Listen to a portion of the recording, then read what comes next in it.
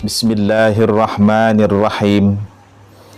Assalamualaikum warahmatullahi wabarakatuh. Alhamdulillahi rabbil alamin. Wassalatu wassalamu ala asyrafil anbiya'i wal mursalin, Sayyidina wa habibina wa syafi'ina wa qurrata a'yunina Muhammadin wa ala alihi wa ashabihi wa barik wa sallim ajma'in wa ba'd. Subhanaka la ilma lana illa ma'allamtana innaka antal alimul hakim. Rabbi srah li sadri wa yassir li amri wahlul uqadatan min lisani yafqahu qawli. Sadaqallahul azim. Para peserta didik Madrasah Aliyah Darul Ulum Palangkaraya yang insya Allah sama-sama dimuliakan dan dirahmati oleh Allah Subhanahu wa Ta'ala. Pertama-tama mari kita bersama memanjatkan puji serta syukur kita ke hadirat Allah Subhanahu wa Ta'ala, yang mana alhamdulillah atas segala nikmat yang diberikan Allah Subhanahu wa Ta'ala, baik nikmat kesehatan, nikmat kekuatan, terlebih nikmat umur panjang, sehingga kita dapat kembali untuk senantiasa menyimak kajian-kajian keislaman yang kita laksanakan setiap hari Jumat. Mudah-mudahan selalu senantiasa mendapat berkah dari Allah Subhanahu wa Ta'ala. Amin. Allahumma amin. Salawat dan salam marilah kita haturkan keharibaan junjungan Nabi kita Muhammad sallallahu alaihi wasallam beserta para keluarga, sahabat, kerabat dan pengikut beliau ila yaumil qiyamah. Hadirin wal hadirat yang dimuliakan Allah. Kehidupan kita di dunia ini pada dasarnya tujuan akhirnya adalah pada alam akhirat. Dan setiap manusia pastilah akan menemui yang namanya kematian. Karena kata Allah Subhanahu wa Ta'ala, kullu nafsin dha'iqatul maut, tiap-tiap yang bernyawa pastilah akan mati, akan sampai pada akhir kematiannya. Artinya apa? Tujuan akhir daripada kehidupan kita di dunia adalah bagaimana menuju pada alam akhirat yang bahagia. Kalau kita melihat perjalanan kehidupan kita nanti setelah mati, ada beberapa tahapan yang akan kita lewati sampai akhirnya kita dikumpulkan oleh Allah Subhanahu wa Ta'ala pada satu tempat yang disebut dengan padang mahsyar, di mana di padang itu sesungguhnya semua manusia akan diminta pertanggungjawaban oleh Allah Subhanahu wa Ta'ala. Mulai dari seorang anak kecil sampai orang dewasa, semua akan diminta pertanggungjawaban oleh Allah Subhanahu wa Ta'ala. Dan ketika Allah sudah mempertanyakan segala sesuatu yang kita lakukan dalam kehidupan dunia, maka tidak ada sekalipun mulut manusia yang bisa menyangkalnya. Karena apa? Kata Allah, al-yawma nakhtimu ala afwahihim wa tukallimuna aydihim wa tashhadu arjuluhum bima kanu yaksibun.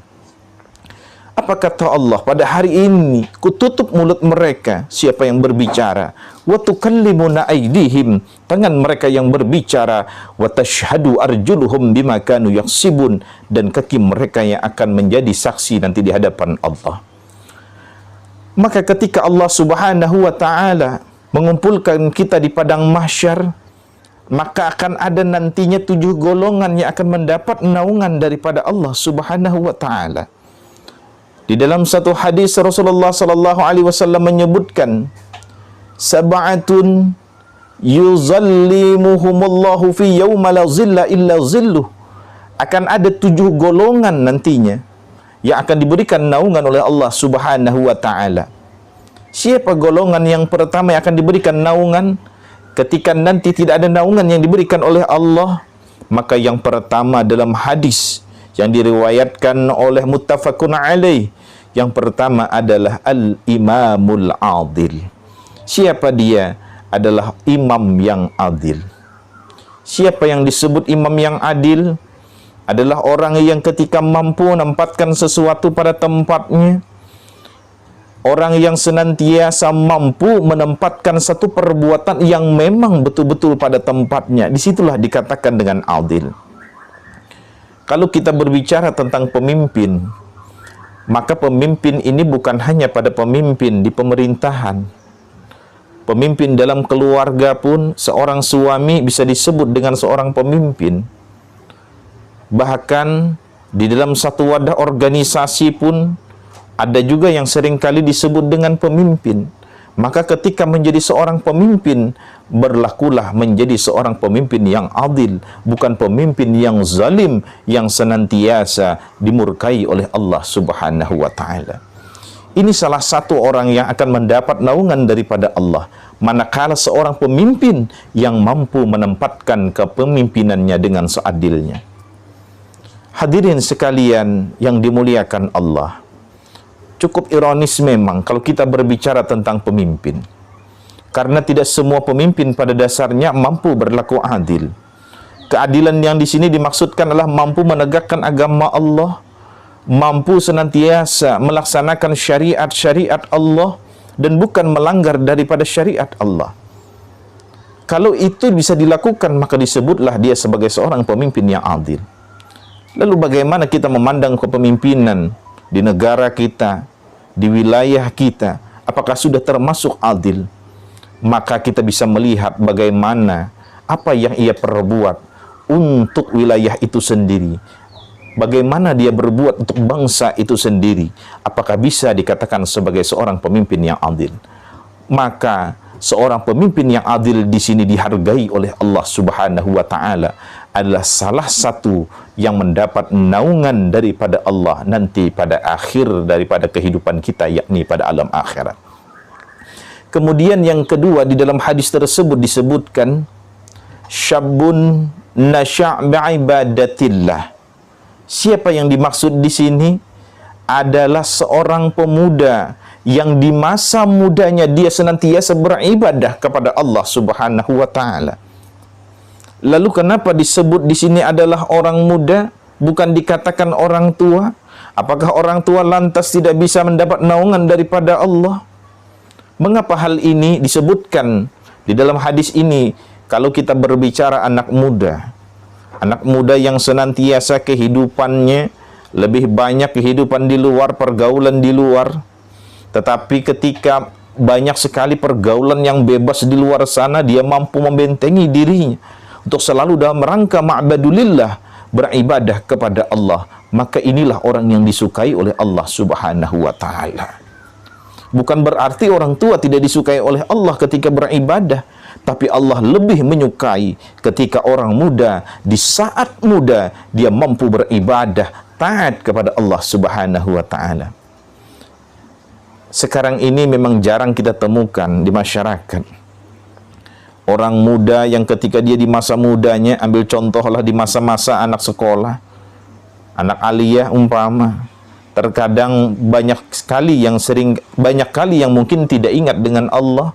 Karena apa? Kesibukan dengan dunia kemudaannya, dengan dunia di luar sana yang memang luar biasa, membuat mereka lupa dengan Allah. Coba kalau kita melihat ada anak seumuran yang mungkin anak SMA, anak aliyah, yang di masa mereka, di usia mereka itu masih dekat dengan Allah, hadir ke majelis ta'lim, ikut salat jamaah di masjid, menunggu salat setelah melaksanakan salat sebelumnya. Kalau orang ini demikian melakukannya, maka insya Allah mendapat naungan daripada Allah Subhanahu wa ta'ala. Karena sesungguhnya orang yang mendapat derajat di hadapan Allah adalah orang yang senantiasa menunggu waktu salat usai dia melaksanakan salat. Jarang sekali kita temukan ada pemuda demikian. Ada anak-anak di usia sekolah, usia remaja, mereka mampu melakukan hal demikian. Karena apa? Mereka sibuk dengan urusan-urusan dunia lainnya. Mereka lupa untuk ibadah kepada Allah. Bahkan terkadang ketika waktu salat masuk, mereka enggan langsung melaksanakan. Tapi ketika ada seorang pemuda ketika masuk waktu salat, dia langsung melaksanakan, dia langsung mengambil air wudhu, dia salat. maka sesungguhnya inilah orang yang dimuliakan oleh Allah Subhanahu wa taala. Merekalah yang akan mendapat tempat yang layak, mendapat naungan daripada Allah Subhanahu wa taala. Kalau kita berbicara di padang mahsyar, dalam riwayat disebutkan yang namanya matahari itu hanya sejengkal di atas kepala kita. Bisa kita bayangkan matahari sejengkal di atas kepala? Kita yang hidup di bumi sekarang ini, matahari jauh daripada kepala kita, kita merasa kepanasan, kita merasa gerah luar biasa. Tapi ketika di padang mahsyar, matahari hanya sejengkal di atas kepala kita, dan yang mampu menaungi adalah naungan daripada Allah Subhanahu wa taala. Jadi kalau kita hendak mendapat naungan, jadilah seorang pemuda di masa muda, dia taat kepada Allah Subhanahu wa taala. Gunakan waktu ini sebaik-baiknya, karena dalam hadis Rasulullah juga pernah mengatakan, "Ightanim khamsan qabla khamsin." Ingatlah 5 perkara sebelum datang yang 5. Maka di antara 5 perkara ini ada disebutkan adalah ingat masa mudamu sebelum datang masa tuamu. Artinya apa? Jangan kita di masa muda baru ingat dengan Allah, jangan ketika di masa tua baru ingat dengan Allah. Di masa muda kita lupa dengan Allah. Tapi justru di masa-masa muda itu adalah bentuk pembelajaran kita, dan sampai kita usia tua, kita semakin meningkat ketaatannya kepada Allah Subhanahu wa taala. Inilah yang diharapkan oleh Allah ketika hambanya, seorang anak muda di dunia ini, dia mampu mempergunakan masa mudanya dalam rangka ibadah kepada Allah. Hadirin wal hadirat yang dimuliakan Allah. Kemudian siapa golongan yang ketiga? Rajulun qalbuhu mu'allakun fil masajid, adalah orang yang senantiasa melangkahkan kaki atau bahkan hatinya bergantung pada masjid. Apakah yang disebut hati di sini lalu kita mengeluarkan hati setiap di dalam anggota tubuh kita, keluarkan hati kita lalu kita gantung pada masjid? Tidak.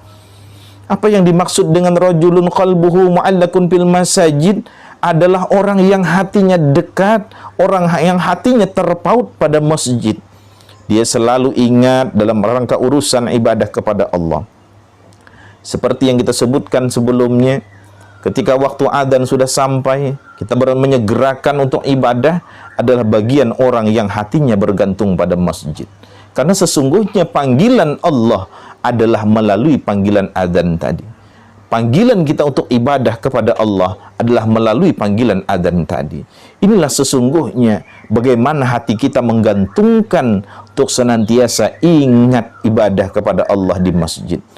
Memang hadis ini lebih cenderung membicarakan adalah kaum Adam, kaum laki-laki. Kenapa laki-laki dianjurkan adalah salat jamaah, mengaitkan hatinya pada masjid, selalu hadir ke masjid. Kalau perempuan tidak wajib untuk ke masjid.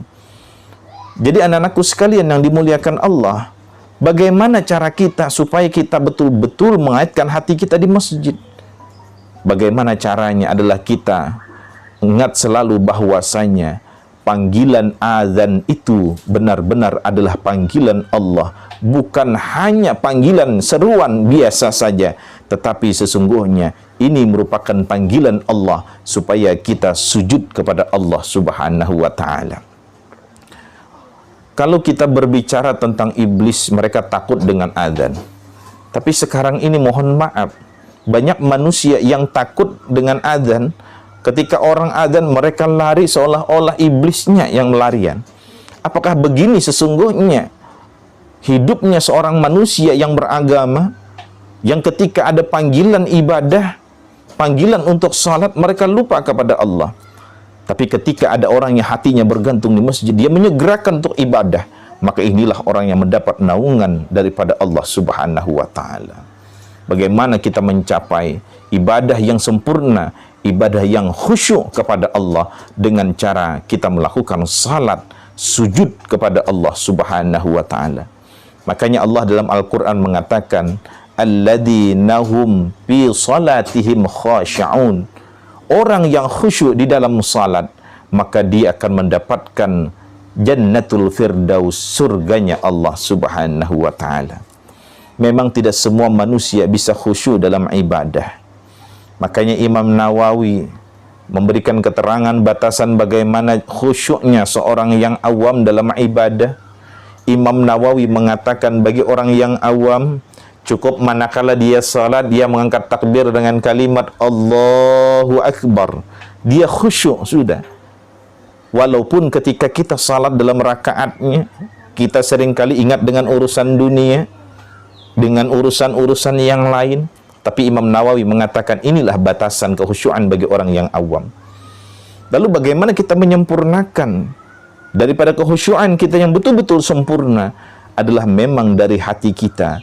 Ketika kita niat ibadah karena Allah, maka insya Allah kita akan khusyuk di dalam melakukan ibadah itu. Jadi yang ketiga ini adalah bagaimana cara kita bergantung hati kita, mengaitkan hati kita untuk selalu hadir di masjid, untuk selalu ingat kepada Allah Subhanahu wa ta'ala. Hadirin wal hadirat yang dimuliakan Allah. Lalu yang keempat yang akan mendapat naungan daripada Allah adalah warajulani tahabba fillahi ijtama'a alaih wa tafarraka alaih. Adalah dua orang yang berkumpul karena Allah dan dia berpisah pun karena Allah. Apa maksudnya ini?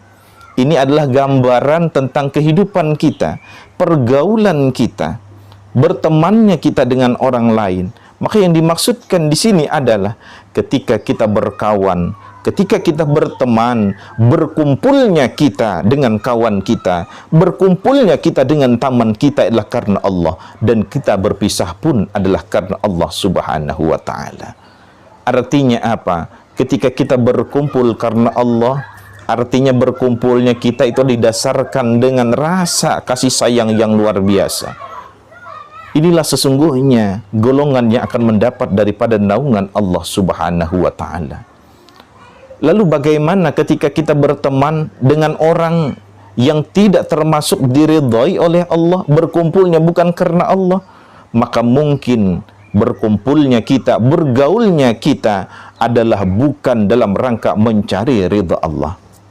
Sekarang ini banyak orang yang dihidupkan, yang disilaukan akan kehidupan dunia. Mereka berteman hanya karena kepengen dalam urusan dunia dia dipandang bagus, tapi di mata Allah dia dimurkai oleh Allah. Padahal yang bagus adalah di pandangan manusia kita boleh hina, tapi di pandangan Allah kita dimuliakan Allah Subhanahu wa ta'ala. Maka ketika berteman, pilihlah teman yang baik, teman yang mengantarkan kita untuk menuju ridha daripada Allah Subhanahu wa ta'ala. Terlebih anak-anakku sekalian, para peserta didik Madrasah Aliyah Darul Ulum, ketika berteman di luar sana, maka carilah teman yang bisa makin meningkatkan kualitas ketakwaan kita kepada Allah, bukan menurunkan daripada kadar iman kita kepada Allah Subhanahu wa ta'ala. Karena apa? Sekarang ini zamannya memang sudah edan. Kalau kita berteman dengan kawan yang jauh daripada ketaatan kepada Allah, seringkali terjerumus ke dalam lembah kehancuran itu. Digoda oleh kawan sedikit, yuk kita kumpul, yuk kita minum, yuk kita miras, yuk kita judi dan lain sebagainya. Inilah sesungguhnya godaan di dalam kehidupan. Tapi kalau kita mampu membentengi diri, ketika kita berteman, kita mampu mengajak teman yang dulunya dia maksiat, kemudian dia menjadi orang yang senantiasa mampu kembali ke jalan Allah. Inilah luar biasa orang yang mendapat naungan daripada Allah. Artinya apa?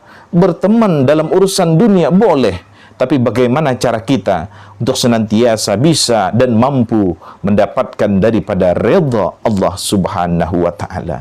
Kalau kita mampu, maka insya Allah pada padang mahsyar kita senantiasa dinaungi oleh rahmat Allah Subhanahu wa ta'ala.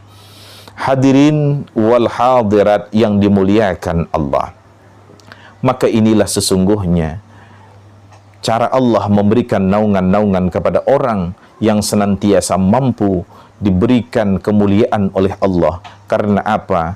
dia memiliki kebaikan-kebaikan di alam dunianya sebelum datangnya waktu kematian. Anak-anakku sekalian, hadirin wal hadirat yang dimuliakan Allah, di antara 7 ini maka kita sampaikan dulu 4 golongan yang diberikan naungan oleh Allah, dan 3 golongan nanti akan kita sambung pada bagian-bagian kajian kita nanti setelahnya, ketika kita melaksanakan kajian berikutnya nanti di Jumat depan, insya Allah kita akan sambung 3 golongan yang senantiasa melengkapi 7 golongan yang mendapat naungan daripada Allah Subhanahu wa Ta'ala. Mudah-mudahan kajian kita pada Jumat ini mendapat berkah daripada Allah Subhanahu wa Ta'ala. Mohon ampun dan maaf jika ada salah dan kekhilafan. Kalau itu benar datangnya dari Allah Subhanahu wa Ta'ala, dan kalau itu salah maka dari lisan saya sendiri. Hadanallah wa iyyakum ajma'in. Billahi taufiq wal hidayah wal ridha wal inayah. Wassalamualaikum warahmatullahi wabarakatuh.